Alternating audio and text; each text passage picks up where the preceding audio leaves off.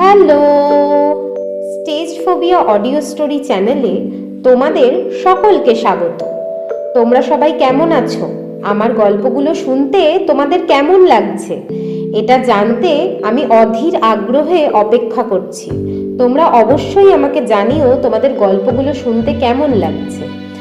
আজকে আমি ছোটদের বই থেকে আবার একটা নতুন গল্প নিয়ে এসেছি। আজকের বইটির নাম গল্পের রামধনু। বইটির সম্পাদনা করেছেন শীর্ষেন্দু মুখোপাধ্যায়। খেলার খবর আমাদের সবার কাছেই অত্যন্ত প্রিয়। আজকে আমার গল্পের বিষয় একটি খেলা নিয়ে। তোমরা জানিও গল্পটি তোমাদের কেমন লাগলো। তাহলে আজকের গল্পটা শুনে নেওয়া যাক। আর গল্প পাঠে থাকছি আমি সুরূপা রায়।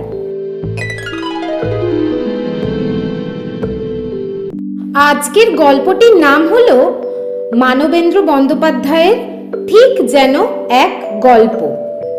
সম্পাদকের কখন যে কি মর্জি হয় তা দেবা ন জানন্তি। মানুষ কি কম্পিউটার ঠিকঠাক প্রোগ্রাম করে রাখা? নইলে হঠাৎ কেন অংশুরই তলব পড়বে? যাও দিদির একটা সাক্ষাৎকার নিয়ে এসো। শুনে তো অংশু গোড়ায় একটু ভ্যাবাচাকা খেয়ে গিয়েছিল। দিদি? এই দিদিকে? অংশুর বয়স 27, বছর 2 হলো এই খেলার কাগজটায় চাকরি নিয়েছে। ক্রিকেট নিয়ে লেখে, মাঝে মাঝে টেনিস। বিশেষ করে লিয়েন্ডার পেজ খেলতে নামার পর থেকে টেনিসেও লোকের বেশ কৌতূহল গজিয়ে উঠেছে। আর যাই হোক, মাইকেল মধুসূদন দত্তের বংশধর তো, হোক না কয়েক প্রজন্ম পরের কার। কিন্তু সকার মানেই ফুটবল, তাতে অংশুর আদেও কোনো কৌতূহল নেই। যে খেলায় আসতো দেশটাই নাকি নাকানি চোবানি খায়, কখনো এমনকি নামজাদা আন্তর্জাতিক প্রতিযোগিতায় খেলবার যোগ্যতাই জুটিয়ে উঠতে পারে না, সে খেলা নিয়ে অন্য সবাইকার যত উন্মাদনা বা উত্তেজনাই থাক না কেন, অংশু মিত্রর তাতে কোনো ইন্টারেস্ট নেই। শুধু স্থানীয় লীগ, সন্তোষ ট্রফি, ওই জাতীয় আরও কোনো প্রতিযোগিতা নিয়ে লিখে কি বা হবে যদি দেশে বা বিদেশে তুমি কোনো খেলায় অংশই না নিতে পারো। অর্থাৎ দেশের দল যদি নানা আন্তর্জাতিক প্রতিযোগিতায় খেলতেই না যায়, তো অংশু বেচারি বা ল্যাংবটের মতো দলের সঙ্গে সঙ্গে যাবে কি করে? ক্রিকেট বা টেনিসেও দেশ প্রায়ই ধেরায়, কিন্তু তবু তো মাঝে মাঝে একটা দুটো জরুরি খেলা জিতেও যায়। আর তাতে অংশুর অন্তত এই সুবিধাটা হয় যে সে যেসব খেলার প্রতিবেদন পাঠাবার জন্য দল বা ব্যক্তির পেছনে পেছনে নানা দেশে চলে যেতে পারে। এই তো সেদিন নিউজিল্যান্ড গিয়েছিল ডেভিস কাপের খেলার চোখে দেখা প্রতিবেদন পাঠানোর জন্য। কিন্তু তবু এই ডিডি বা কে? ডিডি হলেন দিগম্বর দত্ত। বয়স 75ও হতে পারে, কিংবা 91ও। এককালে ফুটবলে ডিফেন্সে খেলতেন। লোকে বলতো খোদ চাইনিজওয়ালাই বুঝি। ওই ডিডি নামক চীনের পাঁচিল ডিঙিয়ে তুমি যে বল নিয়ে ঢুকে আচমকা কোনো হামলা শানাবে, তার কোনো জয়ই ছিল না। ডিডি সব সামাল দিতেন। কোন খেলায়? কলকাতার লিগে? লিগ তো বটেই, তবে দেশে যত রকম প্রতিযোগিতা হতো তাতেও। ইন্ডিয়া যখন স্বাধীনতার পরে অলিম্পিক খেলতে গিয়েছিল, সে দলেও ছিল। কোনো একটা প্র্যাকটিস ম্যাচে হাঁটুর মালাই চাকিটা ভেঙে যায়, তারপর অলিম্পিক আর খেলতে পারেননি। তবে ইন্ডিয়া সেবার তাক লাগিয়ে দিয়েছিল সব্বাইকার। অন্য সব দল যখন বুট টুট পরে খেলছে, ইন্ডিয়া খেলছিল খালি পায়ে, কতগুলো মোজা টোজা পরে। প্রথম খেলাটায় জিতেও গিয়েছিল। বিপক্ষ দল ইন্ডিয়ার খেলোয়াড়দের ধরাচুড়ো বেশভূষা দেখে এতটাই ঘাবড়ে গিয়েছিল যে কি হচ্ছে টের পাওয়ার আগেই ওই খালি পায়ে খেলতে নামা খেলোয়াড়েরা 2-3টে গোল দিয়ে দেয়। পরের রাউন্ডে অবশ্য চমকটা আর থাকেনি। অন্য দল শুধু বুট জুতোর তাকাত দেখিয়ে অনেকগুলো গোল দিয়ে জিতে যায়। তো আপনার দিদি তো আর সত্যি সত্যি অলিম্পিক খেলেনি। হঠাৎ তার এই ইন্টারভিউ নিয়ে কি হবে? খেলেনি, তবে দলে ছিলেন, কিন্তু তাও বড় কথা নয়। খেলাটা উনি এখনো ভালো বোঝেন। গত কয়েক দশকে খেলার ধরন বিস্তর পাল্টে পাল্টে গেলেও এত বয়স হয়েছে কিন্তু মনটা এখনো তাজা, এখনো সব খবর রাখেন। দেশ বিদেশের খেলার পত্রিকার গ্রাহক, খবর রাখেন কোন দল কেমন খেলে। এমন একজন ঝানু লোকের ইন্টারভিউ নিলে আখেরে আমাদের কাজেরই লাভ হবে। অন্তত তার চুল চেরা বিচার বিশ্লেষণ, কোন দলকে বেশি পাত্তা দিচ্ছে, এটা কিন্তু খুব মনে ধরবে পাঠকদের, বিশেষ করে তার ভবিষ্যৎবাণী যদি ফলেই যায়। সম্পাদকের সঙ্গে তর্ক করে লাভ নেই, শেষ অবধি পদাধিকার বলেই তারা তোমার কাঁধে সিন্ধুবাদের বোঝার মতো দায়িত্বটা চাপিয়ে দিয়েই ছাড়বেন। তবু অংশু একটা শেষ চেষ্টা করছিল, কিন্তু আমি সকারের কি বুঝি? আমি ওই ইন্টারভিউটা নেবই বা কি করে? প্রশ্নগুলো ঠিকঠাক করতে হবে তো। আরে দূর, ওসব নিয়ে তোমায় ভাবতে হবে না, তুমি শুধু একটু খেই ধরিয়ে দেবে, তারপর যা বলবার উনিই বলবেন। এতই বলবেন যে তোমার ওই টেপেও হয়তো কুলোবে না। বুড়ো হয়েছেন তো, কথা বলতে ভালোবাসেন, কোনো প্রসঙ্গ একবার ধরলে সেটা নিয়েই 7 কাহন শুনিয়ে দেবেন। তোমায় শুধু হু হা করে যেতে হবে, তাহলেই হবে। ফুটবল নিয়ে যারা লেখে তারা সবাই ব্যস্ত, দুজন তো এর মধ্যেই চলে গিয়েছে বিশ্বকাপ শুরু হওয়ার আগে থেকেই, যাতে বিভিন্ন দলের প্রস্তুতি নিয়ে সরাসরি ঘোড়ার মুখের কথাগুলো শুনতে পারে। আর যারা আছে তারাও খুব ব্যস্ত, কেউ গেছে গোয়া, কেউ কোচি। ভারতের অন্যান্য জায়গায় বিশ্বকাপ নিয়ে কতটা হইচই হচ্ছে তার সরেজমিনে তদন্ত করতে। সত্যি বলতে লোক তো খেলাগুলো দেখবে টিভিতে, যে যার নিজের মতো সচক্ষে ওই খেলাগুলো দেখেই সাজাতে বসবে। আমাদের কাজ হলো কিছু যদি হাঁড়ির খবর পাওয়া যায় কোথাও, তবে সেগুলো ঠিকঠাক পরিবেশন করা। কিন্তু খেলার চাইতেও বেশি ইন্টারেস্টিং হয়তো দর্শকদের আচরণ, ফ্যানদের মারপিট, হই হুল্লোড়, হই হই হট্টগোল। এগুলো বা কম মুখরোচক নাকি? বরং ওগুলোই আসল। খেলা তো হবে মাঠে, ধরো 2 ঘন্টা সময় ধরে, কিন্তু বাকি সব কেচ্ছাই তো মাঠের বাইরের। পরে দেখবে লোকে সেগুলো নিয়েই বেশি আলোচনা করছে। কটা ভালো গোল, কটা ইয়েলো কার্ড, কজন খেলোয়াড় জখম, ঘায়েল, এইসবের বাইরে যে গুজবগুলো কোন খেলোয়াড় কত দামে ইউরোপের দলগুলোর কাছে বিকোবে বা বিকোচ্ছে, এগুলোয় যত রং চড়ানো যায় ততই ভালো, ততই লোকে সেসব খায়। আমাদের কাগজ তো বিশ্বকাপের হই হইয়ের পরেও চালাতে হবে নাকি? কিন্তু তবু অংশ একটু গাঁইগুই করছিল। আমার চাইতে যোগ্য কাউকে পাঠানো যায় না? আমি তো আপনার ওই দিদি সম্বন্ধে প্রায় কিছুই জানি না। যা জানবার তা আমি তোমাকে বলে দিয়েছি মিত্তির।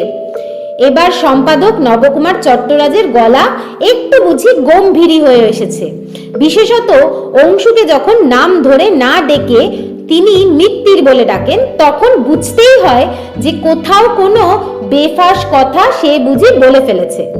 শোনো মিত্তির, কোনো সাংবাদিকই মায়ের পেট থেকে সব খেলার কূটকৌশল ঘাত ঘোঁত জেনে নিয়ে জন্মায় না। তাকে অনেক কাঠখড় পুড়িয়ে তবেই ওস্তাদ সাংবাদিক হয়ে উঠতে হয়। টেনিস বা ক্রিকেটেও তুমি হয়তো আর এক্সপার্ট ওপিনিয়ন দাও না, অথচ খেলার ধারাবাহিক বিবরণ, যেটা ধরো আজ থেকে 30 বছর আগেও চলতো, এখন লোকে টিভিতেই খেলা দেখে। তাদের তুমি কি কাহন শোনাও? ড্রেসিং রুমের কেচ্ছা, কোথায় কোন গুজব ছড়াচ্ছে, এখনো কেউ ভেতরে ভেতরে সেল বা মোবাইল ফোনে বাতচিত করে কিনা, দলের মধ্যে সর্দারি করা নিয়ে কারু মধ্যে জ্বলুনি শুরু হয়েছে কিনা, অথবা কোচ বা ম্যানেজার গোপনে তোমায় কি বলেছেন, তার বাইরে কি তুমি কিছু লিখেছো কোনোদিন? শোনো, দিদি শিউরিতে থাকেন, ওখানে তার বেজায় নামডাক, দারুণ খাতির, ছেলে ছোকরাদের সঙ্গে তার নাকি দারুণ দহরম মহরম। তারা প্রায়ই তার আসরে গিয়ে জোটে, তার মুখ থেকে হারানো দিনের খেলার গল্প শুনতে, আর সেই সব গল্প নাকি তিনি দারুণ জমিয়ে বলতে পারেন। আমরা তাই ওই আসরেই একটা চোখে দেখা হাল শুনতে চাই। তার ছবিও ছাপা হবে এখনকার, আর যখন খেলতেন তখনকার একটা। মনে রাখবে, ঢেকি স্বর্গে গেলেও ধান ভানে। খেলা ছেড়ে দিয়েছেন তো কি হয়েছে, এখনো খেলা নিয়ে ভাবেন টাবেন, খেলাই তার ধ্যান জ্ঞান। তাছাড়া তার ছেলেগুলো সব বাইরে বাইরে থাকে চাকরির সূত্রে, কেউ ব্যাঙ্গালোর, কেউ বা দিল্লি, একজন থাকে চণ্ডীগড়ে। এক নাতি আছে, তার সঙ্গে থাকে, স্কুলে পড়ে। আর আছে এক বিধবা মেয়ে, তারও বয়স হয়েছে, সেই বাবার দেখাশোনা করে। আর কোনো তথ্য জানতে চাও? এরপর কি আর ওজোর বার করবে অংশু? তোমাকে একা যেতে হবে না, ছবি তোলার জন্য তোমার সঙ্গে যাবে কল্যাণ মুস্তাফি। তুমি শুধু খেয়াল রেখো তোমার টেপ রেকর্ডার যেন কোনো বেগরবাই না করে, আর হাতে রেখো নোট বই আর পেন্সিল। পরিবেশ সম্বন্ধে তোমার যা ধারণা হবে তারই একটা বিবরণ, যাতে অন্তত স্পষ্টভাবে তোমার লেখায় ফুটে ওঠে, তারই সব নোট টোট করতে হবে। বেশ, তাহলে কল্যাণের সঙ্গে গিয়ে ঠিক করে ফেলো কখন তোমরা বেরোবে। শুভ কাজে দেরি করতে নেই, বুঝলে মিত্তির? গোষ্ঠপাল নাকি বলেছিলেন, তুমি ফুটবলকে পাত্তা না দিলে কি হবে? 1911 সাল মনে করে দেখো, সেই সাল সম্বন্ধে তোমার কিছু জানা নেই বুঝি? তো এই হলো যাকে বলে পশ্চাৎপট। অর্থাৎ অনিচ্ছা সত্ত্বেও কল্যাণ মুস্তাফিকে সঙ্গে নিয়ে অংশু মিত্রকে সেদিন রবিবার সকালবেলা বেরিয়ে পড়তে হয়েছিল। গাড়ি চালাচ্ছিল তেওয়ারি, সে ওস্তাদ ড্রাইভার, গাড়ি চালায় খুব মোলায়েম ভাবে, কিন্তু গতির কিছু কমতি যাবে না। ওরা বেশ বেলাবেলি পৌঁছে যাবে, তবে 2-2:30 সময় পৌঁছে আর লাভ কি হবে? 4-4:30 আগে তো আর দিদির সঙ্গে দেখা করা যাবে না। বুড়ো মানুষ, দুপুরবেলায় নিশ্চয়ই বিশ্রাম নেবেন। তবে দিনটা যেহেতু রবিবার, তখন বেশিরভাগ লোকই নিশ্চয়ই ছুটির মজে থাকবে সেখানে। আর ওই যা বলে দিয়েছিলেন নবকুমার চট্টরাজ, ছেলে ছোকরারা প্রায় নাকি তার কাছে যায় তার খেয়াল শুনতে, অর্থাৎ তার খেয়ালি কল্পনা কদ্দূর তাকে ছুটিয়ে নিয়ে যেতে পারে তারই একটা আন্দাজ পেতে। ভেতরে ভেতরে একটু যেন রাগই হচ্ছিল অংশুর। খামোখা এমনভাবে তাকে কোনো বুনো হাঁসের পেছনে লেলিয়ে দিয়ে সম্পাদক কি সত্যিই কিছু ভালো করলেন? বোঝাই যাচ্ছে এই সাক্ষাৎকারটা কাগজের তরফ থেকে তেমন জরুরি নয়।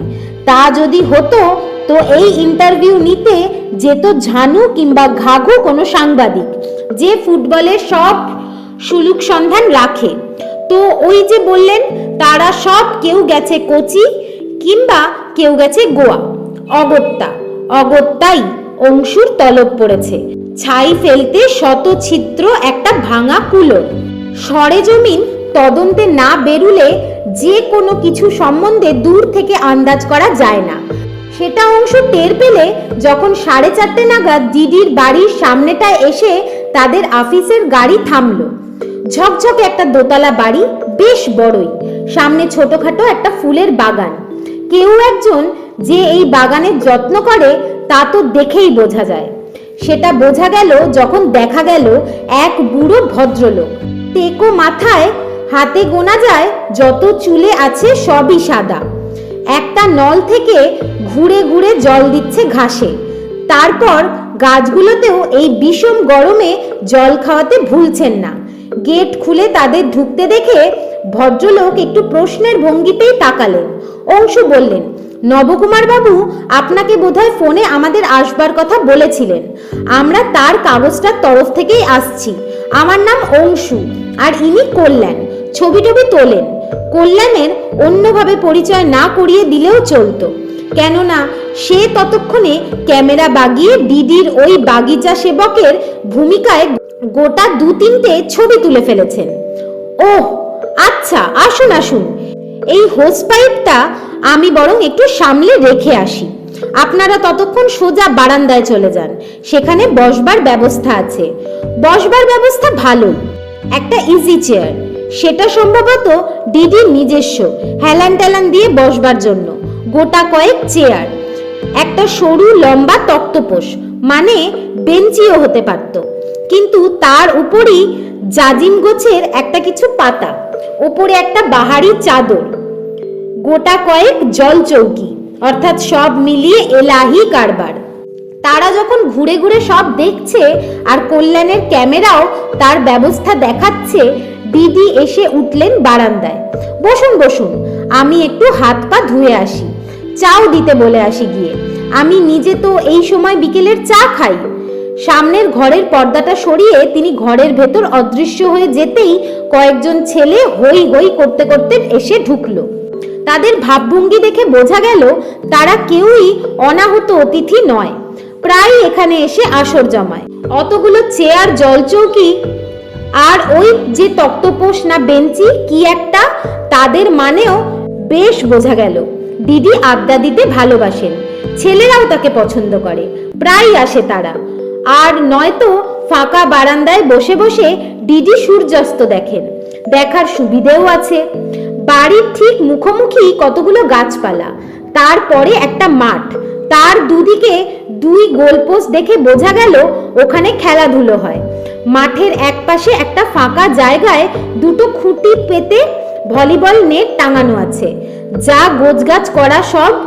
কাছে গেলে হয়তো দেখা যাবে কোর্টটা রীতিমতো লাইন দেগে তৈরি করা।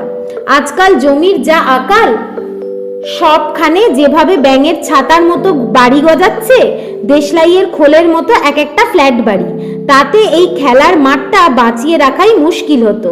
নিশ্চয়ই জমিটা খোদ ডিডিরই, এবং ওখানে উনি বাড়ি তুলতে দেবেন না বলেই ঠিক করে নিয়েছেন। আর মাঠটা থাকায় কেমন একটা খোলামেলা ভাবও থেকে গিয়েছে। খোলা হাওয়া যে আসে ওখান থেকে, তা বারান্দায় উঠেই অংশুরা বুঝতে পারলো। ছেলেগুলো এসেই ধূপ ধাপ করে চেয়ার আর তক্তপোষটা দখল করে বসলো, সব ওই ইজি চেয়ারটার আশেপাশেই। খুব ভিড় হলে কাউকে কাউকে হয়তো একটু দূরে গিয়ে বসতে হয়। ছেলেরা বসেই অবশ্য বেশ একটা কৌতূহলের ভঙ্গিতে অংশু আর কল্যাণের ওপর চোখ বুলিয়ে নিল, কিন্তু ওই পর্যন্তই। আগ বাড়িয়ে কেউ কোনো প্রশ্ন করলো না। একটু বাদেই হাত মুখ ধুয়ে দিব্যি পরিষ্কার পরিচ্ছন্ন হয়ে বেরিয়ে এলেন দিগম্বর দত্ত ওরফে ডিডি। পেছনে পেছনে কে একজন বুড়ো মতো লোক, সম্ভবত এ বাড়িতেই কোনো পরিচারক। একটা বেতের ট্রের ওপর কতগুলো পেয়ালা পিরিচ সাজিয়ে এনে হাজির। দিদি জিজ্ঞেস করলেন, আপনারা কি চায়ে দুধ চিনি মেশান? আমি অবশ্য শুধু চা পাতা ভেজানো জলই পছন্দ করি, তো আপনাদের যদি দুধ চিনি লাগে ইচ্ছে মতো মিশিয়ে নিন। রামশরণ তো সবই নিয়ে এসেছে দেখছি। কল্যাণ বললে, আমাদের দিনে এত পেয়ালা চা খেতে হয় যে দুধ চিনি মেশালে হয়তো মরেই যেত। আপনার মতো ওই চাই আমাদের কাছে যথেষ্ট। দিদি ছেলেদের দিকে তাকিয়ে বললেন, তোদের জন্য আসবে তরমুজের শরবত। জানিস তো, স্যার পি.সি. রায় বলেছিলেন চা পান না বিষ পান, তোদের আর চা খেতে হবে না। ছেলেদের মধ্যে কে একজন, তার নিশ্চয়ই খুব সাহস, আর নয়তো দিদির কোনো তালেবর চেলাই হবে, বললে, এই কথাটা আপনি রোজ বলেন। সঙ্গে এও বলেন যে স্যার পি.সি. রায় রোজ দিনে 25-30 কাপ চা খেতেন। সে কথাটা অবশ্য এখন বলেননি। বলিনি কারণ পরীক্ষা করে দেখছিলাম তোদের ও কথা মনে আছে কিনা। ততক্ষণে দিদি তার আরামকে দাঁড়ায় বেশ গ্যাঁট হয়ে বসেছেন, বেশ জুত করে। অংশু তার দিকে তাকিয়ে আন্দাজ করলে দিদির বয়সটা সত্যিই কত হবে, 75 না 91? ওরকমই কি একটা যেন বলছিলেন সম্পাদক মশাই। তবে বয়স নিয়ে কোনো জট জটিলতা হওয়ার কোনো প্রশ্নই নেই। বাংলার ফুটবলের ওপর বিনয় দাস ভাদুড়ির বইটায় বেশ স্পষ্ট করে তার জন্মসাল দেওয়া আছে। তবে সম্পাদকের খটকাটাও খুব একটা অহেতুক নয়। বেশ বুড়ো হয়েছেন দিদি, কিন্তু দেখে ঠিক বোঝবার উপায় নেই কবে তিনি 70-এর কোটা পেরিয়ে গেছেন। দিদি বললেন, তা বলুন, আপনাদের কি কি জিজ্ঞেস করার আছে? আমি ইতিহাস সামান্যই জানি, তবে যা জানি তা অবশ্য বলতে কোনো আপত্তি নেই।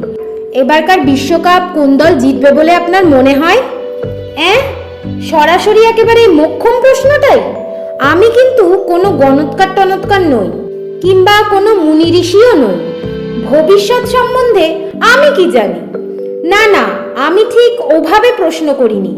আপনাকে একেবারে ভবিষ্যৎবাণী করে দিতে হবে না, তবে দলগুলোর গড়ন, খেলবার ধরন, জেতবার সদিচ্ছা, বিপক্ষের ওপর হামলা চালাবার রণকৌশল, ওই যাকে বলে স্ট্র্যাটেজি, এই সব বিবেচনা করে আপনি শুধু বলুন কোন দল জিতবে বলে আপনার ধারণা।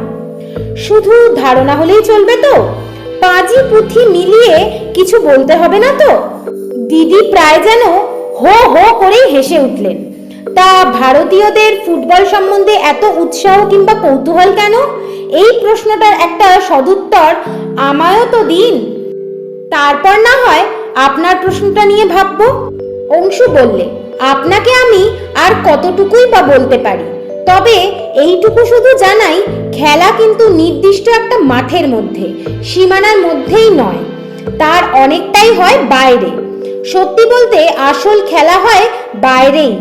ওই যাকে আপনি জেতবার সদিচ্ছা বললেন, সেটা আসে কারো ভেতর থেকে, সরাসরি আঁতের মধ্যে থেকে। না না, জেতা দলের খেলোয়াড় হলে দাম বেড়ে যাবে, বেশি ফি পাবে, অনেক নাম হবে, শুধু এই সবই তাগিদটা যোগায় না, তাগিদটা যোগায় আরো কিছু। শুধু ব্যক্তিগত কতগুলো চাহিদা নয়, দেশের হয়ে খেলতে নেমে কি শুধু নিজের কথা ভাবলেই চলে? বিশেষত এ যখন একটা দলের খেলা, সকলের মধ্যেই যে তাগিদটা থাকবে সেটাই আসল। আর সেটা শুধু নামটাম করার ইচ্ছে থেকে আসে না, বরং আসে দেশের হয়ে কিছু করে দেখাবার ইচ্ছে থেকে। এটা তুমি ঠিক বলেছ। দিদি তার আরামকে দ্বারায় একেবারে খাড়া হয়ে উঠে বসলেন। বোধহয় অংশুর উত্তরটা শুনে তিনি বেশ খুশিই হয়েছেন। দেখো, তোমায় তুমি বলে ফেললাম বলে কিছু মনে করো না, তুমি আমার চেয়ে বয়সে অনেক ছোটই হবে, তবে তুমি ঠিক আমার মনের কথাটা বলেছ। ছেলেরাও এবার যে যার বসবার জায়গায় নড়ে চড়ে বসেছে।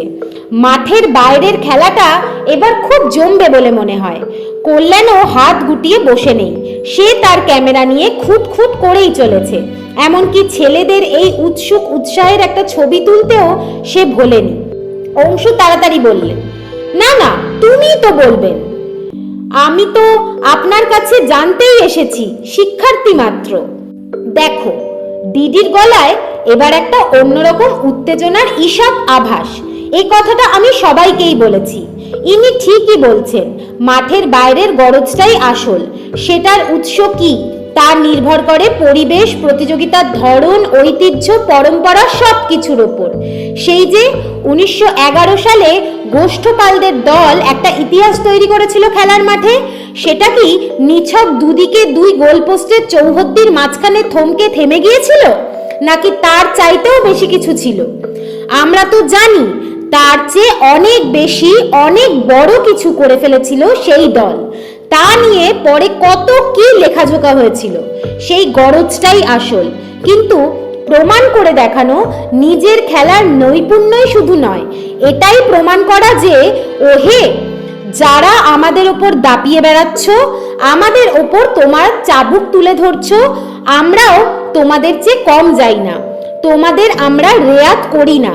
তোমরাই তো বলেছিলে ওয়াটারলুর যুদ্ধ কি শুধু ওয়াটারলুতে হয়েছিল, নাকি হয়েছিল ইটন আর হ্যারর স্কুলের মাঠে?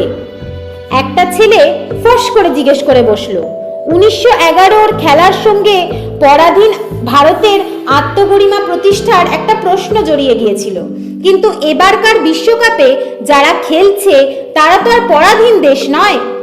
তার মুখের কথা প্রায় কেড়ে নিয়েই বললেন, দিব্যেন্দু, তুমি কিন্তু একটা ভুল করে ফেললে।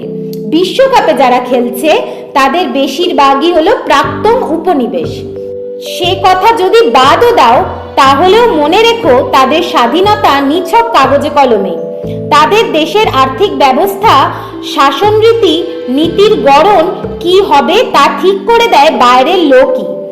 আগে যারা উপনিবেশ বানিয়েছিল কিংবা এখন যারা নয়া উপনিবেশ বানাচ্ছে, খেলোয়াড়রা অনেকেই নিজের খেলার জোরেই কোটি কোটি টাকার মালিক, কিন্তু না দেখা চাবুকের 9 শতাং ঘাটা কি তাদের অনেকেই টের পায় না? আর সেই জন্যই আমি বলছি, আমি চাইবো যত লোকে ফ্রান্স ফ্রান্স বলে চেঁচাক, বিশ্বকাপ জেতা উচিত লাতিন আমেরিকার কোনো দেশের অথবা আফ্রিকার কারুর। কিন্তু যা উচিত তাই যে সবসময় হয় তা তো নয়। ধরো বললাম জেতা উচিত ব্রাজিলের কিংবা আর্জেন্টিনার, কিন্তু তা শেষ অবধি আর হলো না। না হওয়ার কারণও অনেকটা থাকে বাইরের চাপ। সেসব কেচ্ছা কেলেঙ্কারির কথা না তোলাই ভালো।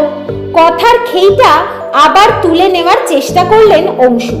এই সাক্ষাৎকারটা ঠিক তার ইচ্ছে মতো ঘটছে না। তার টেপ রেকর্ডার চলছে বটে, কিন্তু কথাবার্তা যা হচ্ছে তা যেন নিজেই মর্জিতেই, তার ফোড়ন বা উস্কানি বিনাই।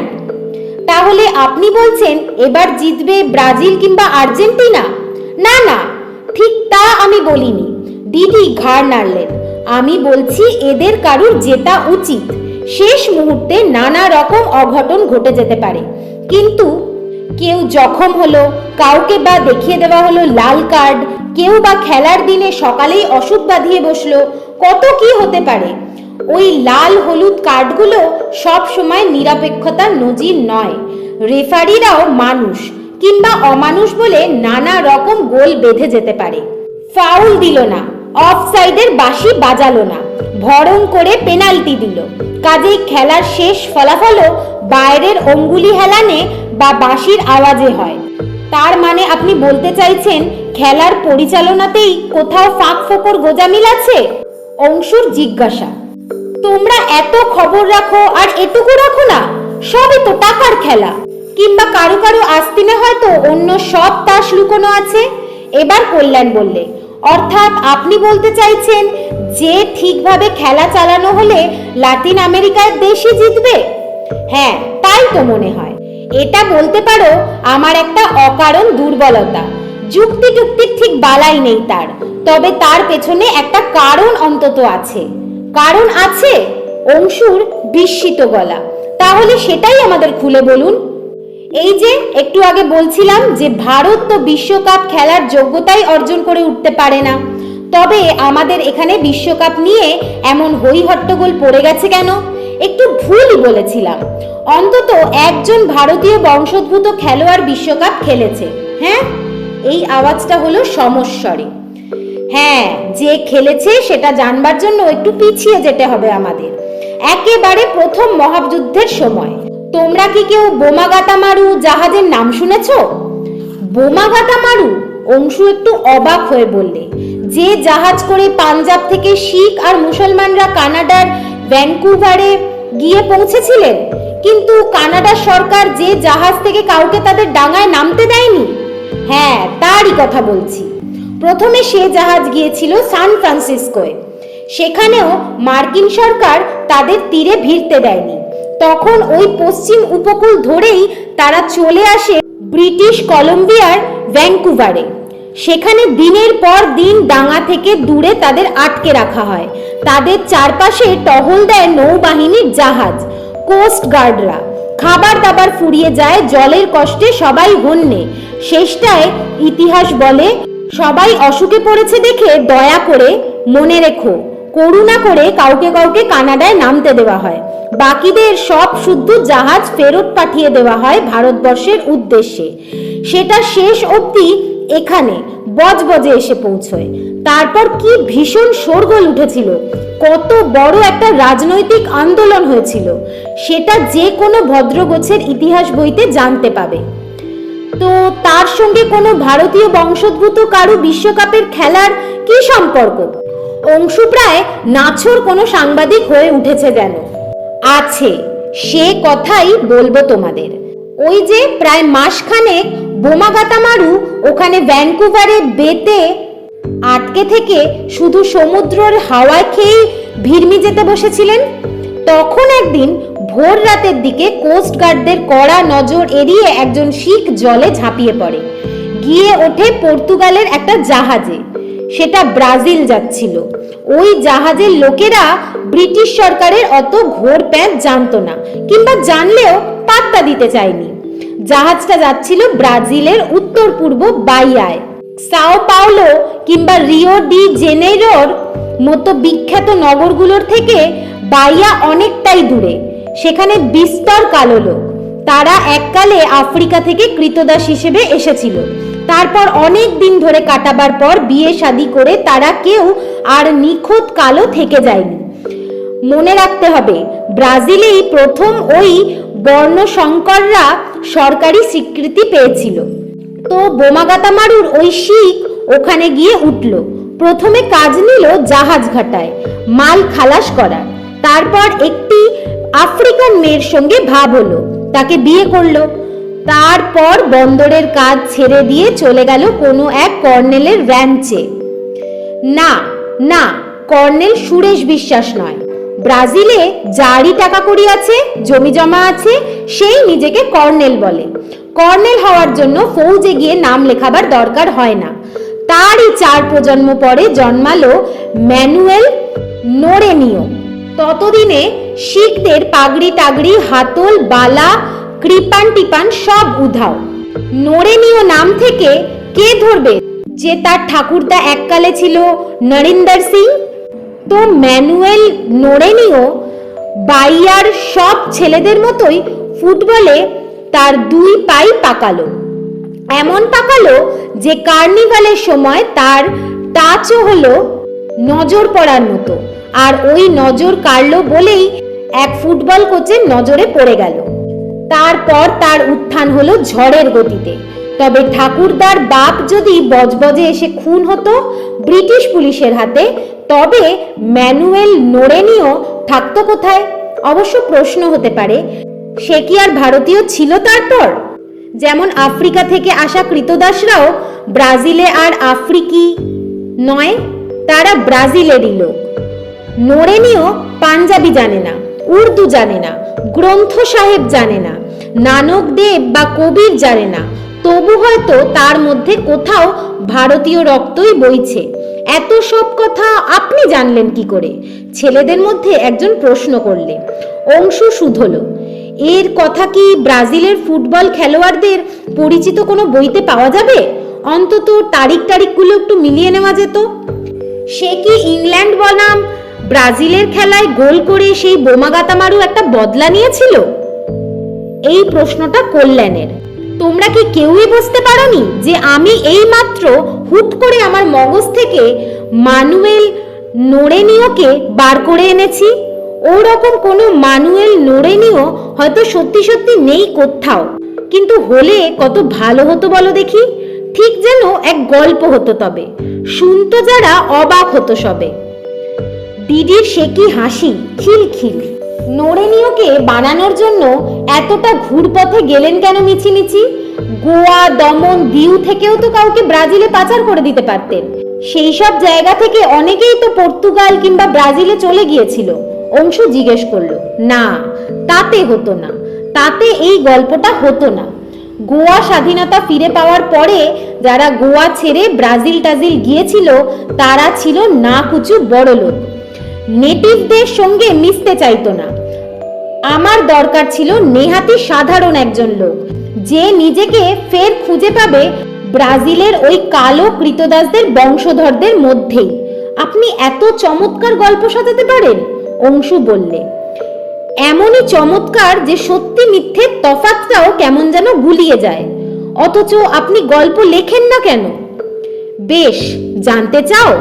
দিদি হেসে বললেন, এককালে আমার ছিল পায়ের খেলা, যখন ফুটবল খেলতাম। এখন হাতের খেলা। দেখতে চাও? ওই পাতাবাহার গাছ, ওই ফুলগুলো, ওগুলোই আমার হাতের কাজ। কলম?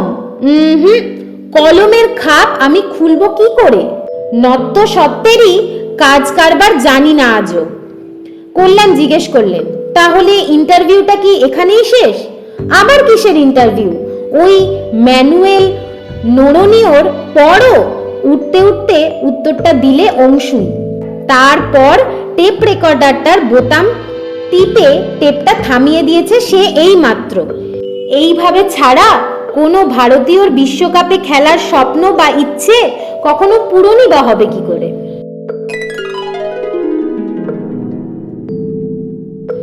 আমার আজকের গল্পটি এখানেই সমাপ্ত। তোমাদের যদি আমার পাঠ করা গল্পটি ভালো লাগে তাহলে please subscribe this channel, like, share and comment.